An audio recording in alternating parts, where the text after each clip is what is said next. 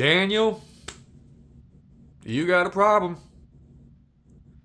UFC Belgrade is this Saturday morning from where I'm sitting, and we got what I think is a little bit of a sleeper card for the people that I've been able to look up and see what they're about. I watch every week, and there's a lot of fighters who I have no idea who they are on this card. I watched a little bit of tape, what I could. A lot of these guys, they don't have a lot of footage from the last few years, and some of the featured fighters who I'm like familiar with on the main card, uh, I can't really find their old fights very well. So, uh, you know, gambling is haram. So we'll just say that at first. But if you're a sinner and you're looking for some tips to punch your ticket to hell, uh, this is probably not the video to try that with. So let's go ahead. We're gonna go from the bottom up. I'm gonna be real with you on some of these fights when I tell you how unfamiliar I am with the fighters. So those picks will be based on more of a vibe thing, which is definitely going to be the case with the first fight of the night. We got Marina Spasic. I had to write these down. Marina Spasic versus Stephanie Luciano. Uh, I gotta be honest. Like I was saying, I don't know too much about these girls. The tape study, I feel a little bad, didn't really extend to these first two fights too much. Uh, that's my bad. I'll try and give myself a little more time for the next one. But we got Marina Spasic versus Stephanie Luciano. Stephanie Luciano has been in the UFC. Marina Spasic is coming off the local scene. She seems promising based on her Tapology record. She gets a pretty big pop in Serbia, but they're a very proud hometown crowd. So at the ceremonial weigh-ins face-offs I watched right before I made this video, Stephanie Luciano seemed to be the more game of the two, from my eyes, which means absolutely nothing. But based on experience and weigh-in vibes, I'm going to go with Stephanie Luciano to get this one done. I have no idea how, so I'm just going to say decision. Well, I can't say decision. If it's decision, it's going to go to the Serbian lady. And it's probably going to go to decision. So I'm going to flip my pick to Marina Spasic. Next fight of the night, going up. Another fight that it's a women's fight that I didn't do enough tape study on. We've got, actually, well, we'll just get the women's fight out of the way. It's Nina Milosevic versus Haley Cowan. I don't know. I gotta be honest. I've seen Haley Cowan fights. I don't remember anything really impressive from her in those fights. I don't remember them well, and I didn't go back and watch them. Nina Milosevic, I also didn't watch. So I kind of am going on Tapology records and the face-off. And since Haley Cowan wanted to hug, I'm going to go ahead and give it to Nina Milosevic to get this one done by decision as well. Uh, Remember that these last two picks are total bullshit. So, but you got to throw darts at the board to achieve greatness. So that's what we're trying to do. We're going to achieve greatness on this channel. All right. Next fight, which is actually the second fight of the night, we got Jovan Leka versus Alexander Popik. Alexander Popik is a light heavyweight who's had a pretty successful run in Octagon right now.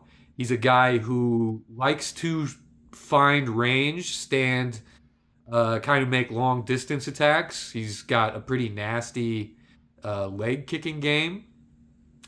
Not really any remarkable power, but he's tough and he stays in the fight.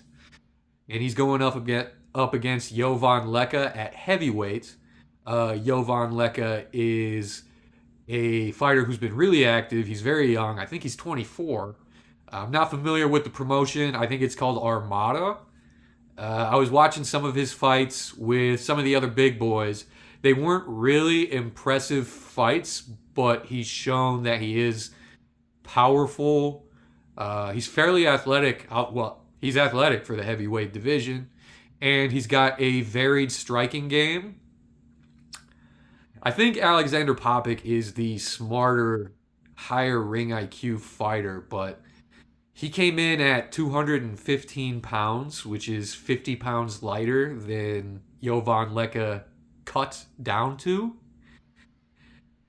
Jovan Leka is also tough. It seems like he doesn't have a very big ring IQ, but he makes up for it in attributes.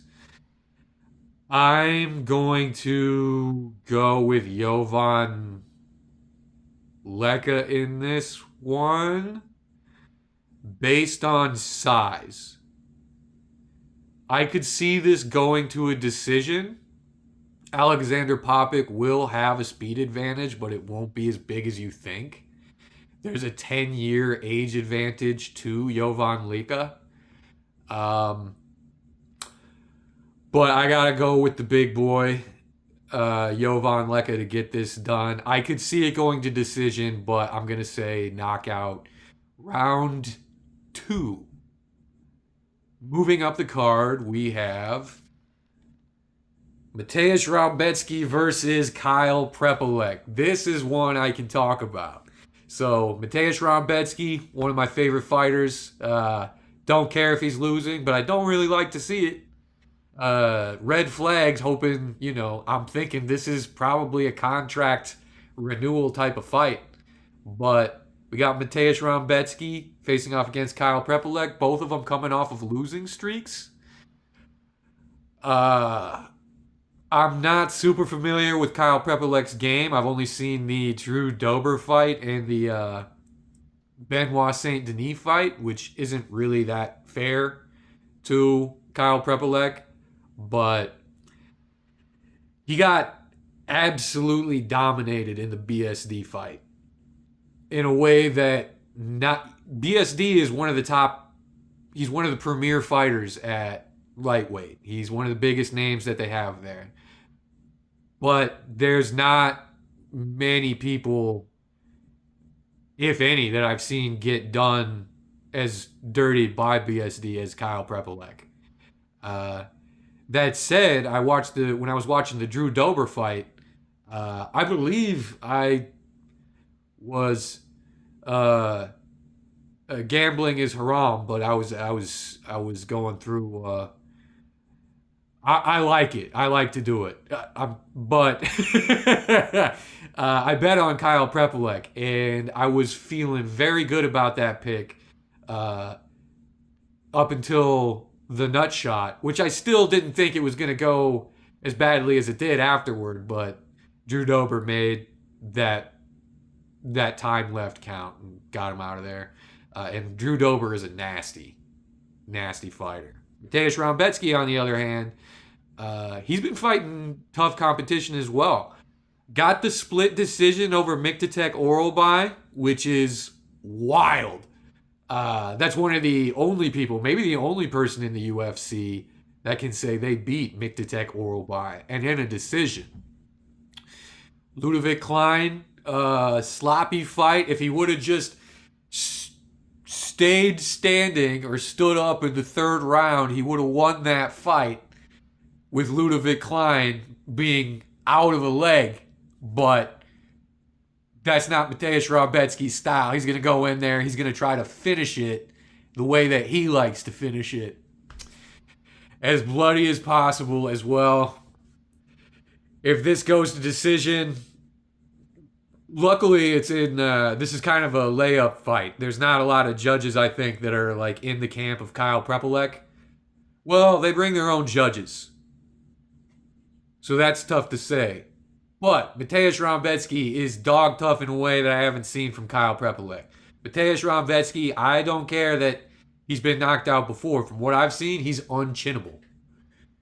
He's hard. He's like really hard to even just knock down. And he's a grappler.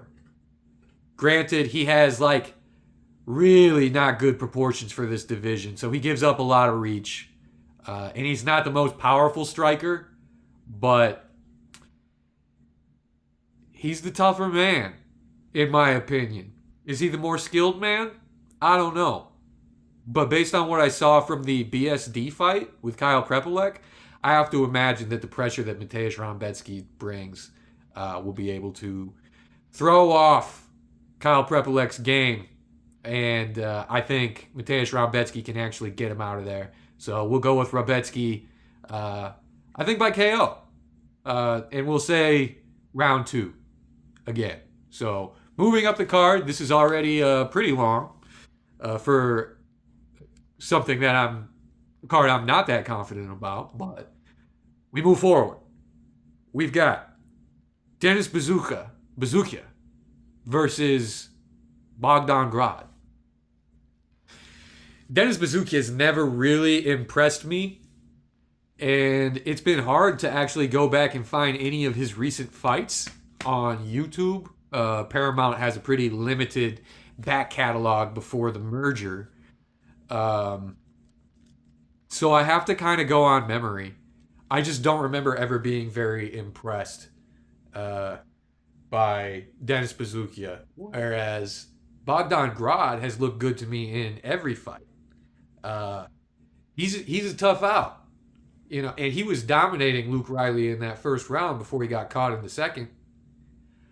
From what I've seen, Bogdan Grad is UFC quality, and I don't know that if I was able to look back on a lot of Bazooka's fights, if I would feel the same way. So I'm going to go with Bogdan Grad to get this one done. I am going to say decision on this one. I could see Bogdan Grad getting a finish. It'd be cool, but I'm going to go decision on this one. Moving up, we got Oban Elliott versus Michael Oliveira. Michael Oliveira's debut. Really highly touted prospect. White guys love to talk about his beautiful body. Former Army guy. Good power. Bit of a sniper. Disciplined in the cage. Able to keep distance. Will stay in a fight for every round. Looking for his shot. Defensively sound. Against Oban Elliott. Now, this is another guy, I gotta be honest, I'm familiar with him.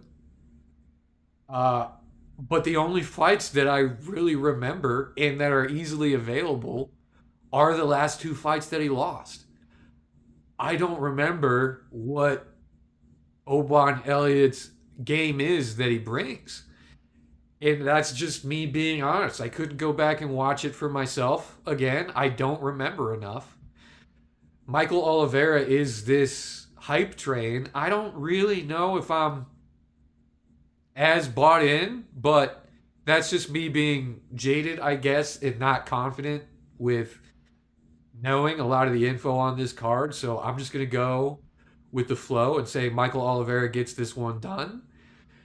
I'm going to say it goes to decision, though. 3 rounds. I think Oban Elliott will be able to make it go the distance. So I'm going to go with Michael Oliveira by decision. Moving up, I think the headliner of the prelims, we got Ludovic Klein coming back off his leg break win over Mateusz Rambetsky. Very rare to see a guy win on the stool versus Tafik Masayev, enemy of the friends of Ignacio Bahamondes, won his last fight with him in very dirty fashion.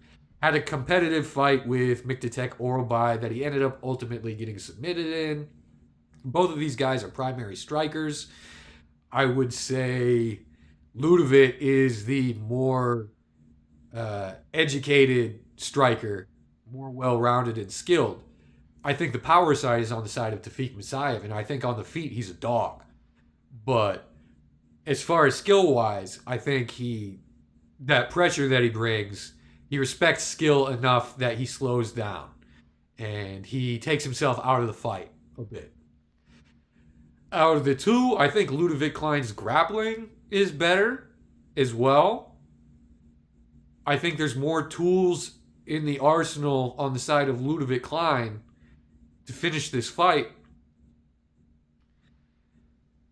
but the leg break is a factor to me, and I do think Tafik Masayev is good, and I think he's not going to stop fighting dirty because it worked for him, both in the cage, and I don't know that we'd remember the Tafik Masayev Ignacio Bahamondes fight as much if he didn't do that and then turn around and get a pretty dominant victory. Ludovic Klein, if he gets him up the cage, there's crafty, illegal ways that I could see Tafik getting off, and I don't think he's unskilled enough to not be able to get off the fence. That leg break is a factor. I'm going to side with the bad guy on this one. I don't know why. I think I just want to feel spicy. I want to feel like I know something on this card. So, I'm going to go with the bad guy. I'm going to go with Tafik Masayev to get this one done. I'm going to say he gets him out of there because I'm not counting. I'm thinking that leg is going to be a factor. So I'm going to say he gets him out of there in round 3. I think Ludovic Klein is going to be winning this fight until he doesn't. So give me Tafik Masayev by KO in round 3. Moving up to the main card, we've got Vlasto Chepo we've got Milos Janicic versus Noah Gunyan. This one's not a fair pick for me because I didn't give myself a chance to watch any of Milos's fights. What I did watch of Noah Gunyan's, though, I really like Noah Gunyan. I'm impressed by his fighting style. I like the way he brings it. He's always willing to go in, cross the distance to get his striking game going. Don't listen to me on this pick, but I'm going to go with Noah Gunyan. I like his style. Don't know enough about Milos Janicic. He's got a huge pop. He's a hype train in Serbia. I think it's a little bit more than the rest of these fighters on this card for as far as a new prospect. But I'm going to go with Noah Gunyan because he's the only guy I know, but I like what I've seen. I have to go decision, to be honest. So we're going to move up from that fight to Vlasto Chepo versus Gilbert Urbina. This would seem like a setup fight. Gilbert Urbina, pretty forgettable UFC fighter to me. He's kind of a victim, perpetual jobber from reputation. I don't remember much of his fights. That's not fair to say. That's just what I remember from Gilbert Urbina. And on the side of Vlasto Chepo, I did watch some. He's a swimmer in the cage. He comes forward, he loops. He's been fighting what look like bystanders in the cage. It's kind of hard to gauge a lot from his performances, but he is winning. I will say at the weigh-ins, Gilbert Urbina is acting like he's gonna win this fight. But I gotta go with what at least I know, and Vlasto Chepo is got the momentum. So give me Vlasto Chepo by knockout. Sorry, Gilbert. Seemed like a bad man, but this might be a bad day for you too. Moving up, Dushko Todorovic versus Robert Valentin. The only reason I think this fight is as high up as it is I expect this to be a soft firing for Dushko Todorovic. This card, I feel like is built around really Uros Medic. They tried to fill up the card with as much hometown talent as they can. These are two guys that have just come off winning one win over the worst fighters. One of them wasn't really even in the UFC. And before that, they've both been absolute victims in the cage. at least for a time. Dusko Todorovic has been around for a very long time. He's overall fought higher levels of competition, but I believe Robert Valentin is the one who got the setup fight last time with the Julian LeBlanc, who I don't think will ever fight in the UFC again. And I think he carries more favor with the UFC right now than Dusko Todorovic. That is what I'm kind of coming down to with this fight. Uh, I think Robert Valentin has a bit more in the tank than Dushko. He's a bit more. Dushko's a bit more long in the tooth, in my opinion. I think Robert Valentin's going to get this one done, and I do think it's going to be by some kind of finish. I guess we'll say submission, since that's what he got done in his last fight. But I think it's going to be a finish for him to get it out of there. Uh, Dushko Todorovic, yeah, I think you've had a great career in the UFC, but I think you're going to have uh, a somber, but you'll be you'll have a soft exit from the UFC. Wish you the best. Moving up, we got Alexander Rakic versus Marcin Tybura, where you would think I would pick Alexander Rakic, right? Everyone is thinking you should pick Alexander Rakic. Surely he'll beat a 40-year-old Marcin Tybura.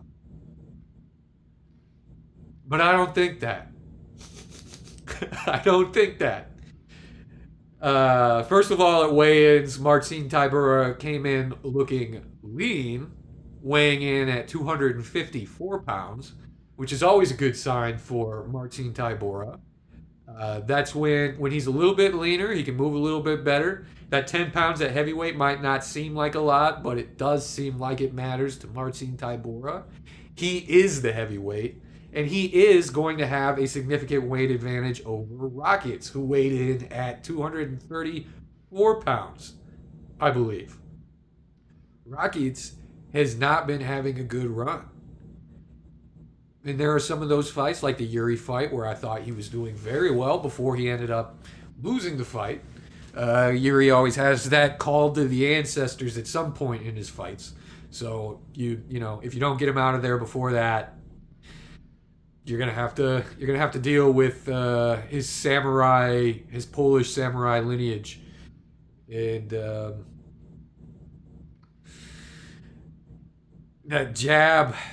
that straight knockout from Azamat Mirzakhanov made Mirzakhanov look like an absolute murderer. And I thought Rakic was going to win that fight. And I was, again, me thinking surely Rakic is still at the level where he can beat Mirzakhanov. Mirzakhanov isn't going to school him that bad, but he schooled him. I can't even say he schooled him. He just got him out of there. I have no reason to think that Rakic is going to come in and he's going to have much more success at heavyweight. Marcin Tybura is a real heavyweight and he's taking this fight seriously.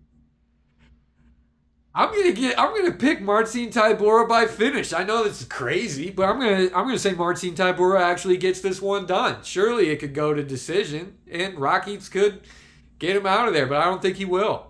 I think Marcin Tybura is gonna win this. Yeah, I know that's crazy, but I gotta get a little crazy. Marcin Tybura over Alexander Rakic in the featured fight of the night. Co-main event, a much more exciting fight than what was planned. We got Jan Blachowicz taking on a short notice Navajo Sterling. Navajo Sterling coming off of a finish over Ion Cutelaba not that long ago. Doesn't get a full training camp. He's the third man from CKB to take on the great Jan Blachowicz.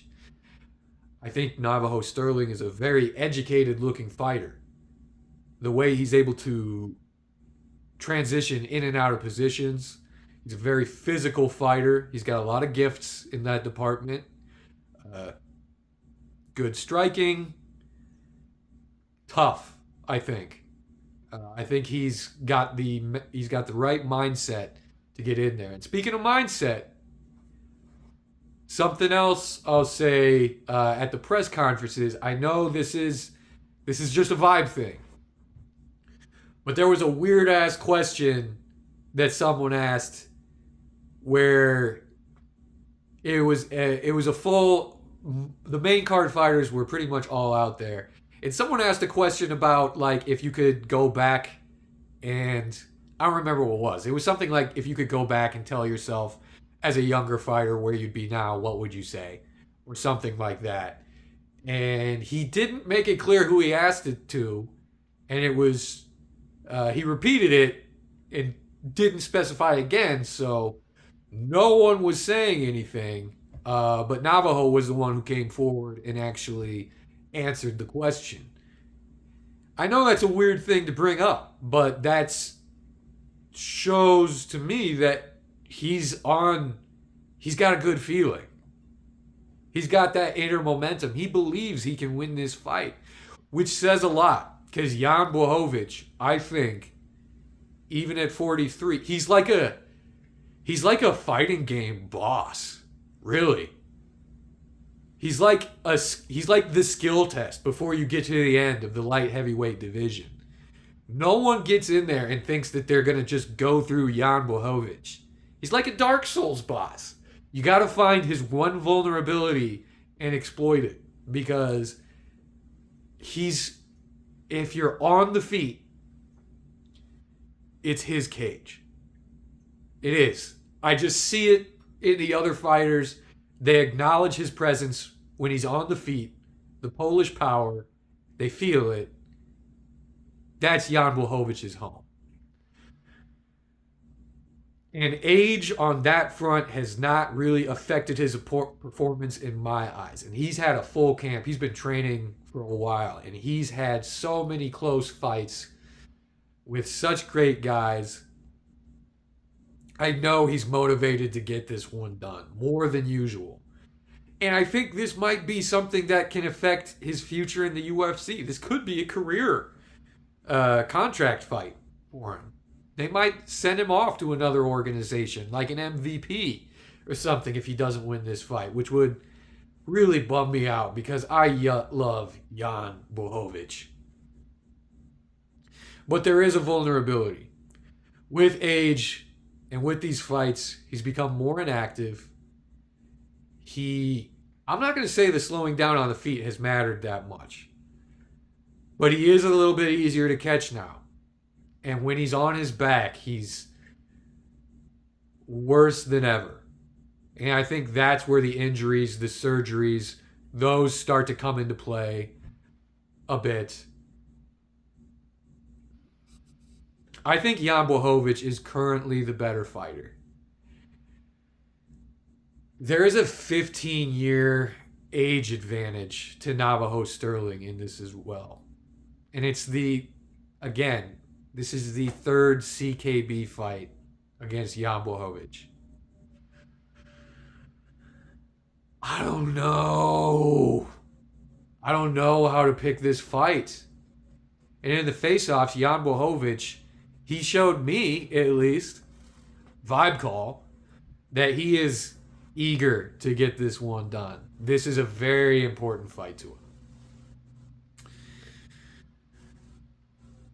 But I just see Navajo catching him and beating the shit out of him. I think Jan Blachowicz can win maybe most of this fight. This is a coin flip to me. This is such a big step up for Navajo Sterling.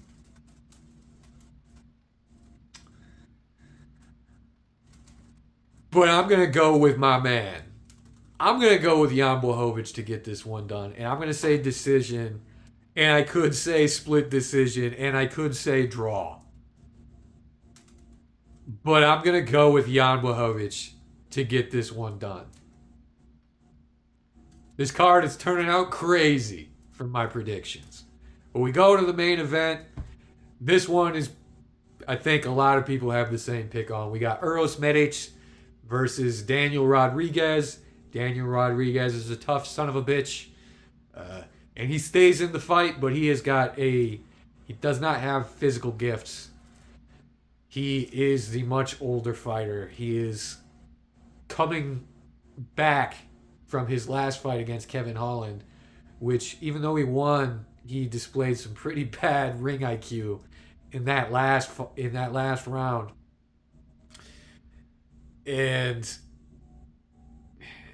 after that, he got caught with weed and had to be in a Mexican prison for 5 months or something. I'm not inclined to believe that made him any better. And we got Uros Medic, who is this is like his destined moment. And I gotta be honest, I don't know.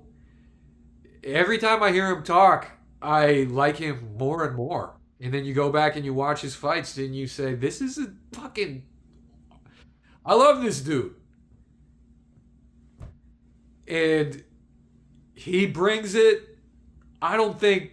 I don't think D Rod has got what it takes to push Medic to any kind of limit. Medic, I know he's got that knockout or get knocked out mentality, which is not gonna does not make me feel confident about his toughness in a full 3 round fight. I have an opinion that someone whose whole thing, someone who makes a point that they're willing to get knocked out to get a knockout, is not that tough. I've been knocked out, and when you wake up, you don't remember getting knocked out.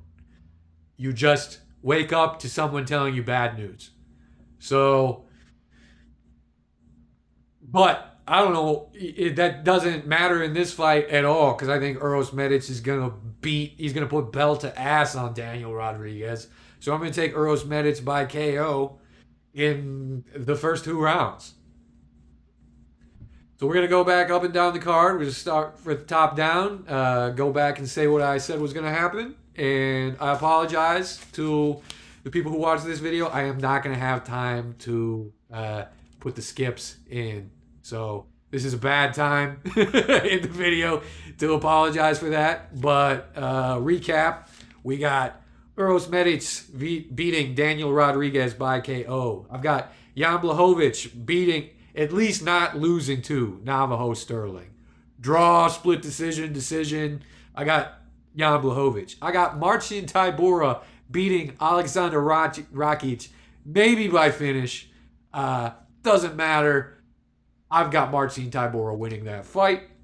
I've got Robert Valentin probably finishing Dushko Todorovic. I've got Vlasto Chepo hype training against Gilbert Urbina. I've got Noah Gunyan by reason of me only having his information beating Milos Janicic.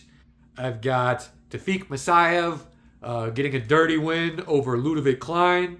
I've got Michael Oliveira taking Oban Elliott to decision. I've got Borislav Nikolic. I don't know if I've even talked about that fight. Borislav Nikolic beating Mark Vologden. Nikolic is way bigger. He's very exciting. I don't think Mark Vologden is that good, and he's way smaller. So I'm taking Nikolic in that fight. I got Bogdan Grad taking Buzukia, maybe finishing to a decision. I got Mateusz Rambetsky probably finishing Kyle Prepolek. I've got Jovan Leka doing big man things to Alexander Popik. I've got Nina Milosevic beating Haley Cowan. And I've got Stephanie Luciano beating Marina Spasic. Those are for my picks for the card. I'm sorry this got so long. I'm sorry it's not framed in a way that's a little bit more convenient. I'm going to start watching the tape right now for the next fight night. And we'll see you after the fights for the reaction. Looks like it's probably going to be more in like 12 hours from now. Have a good night. Like and subscribe. See you in the next one.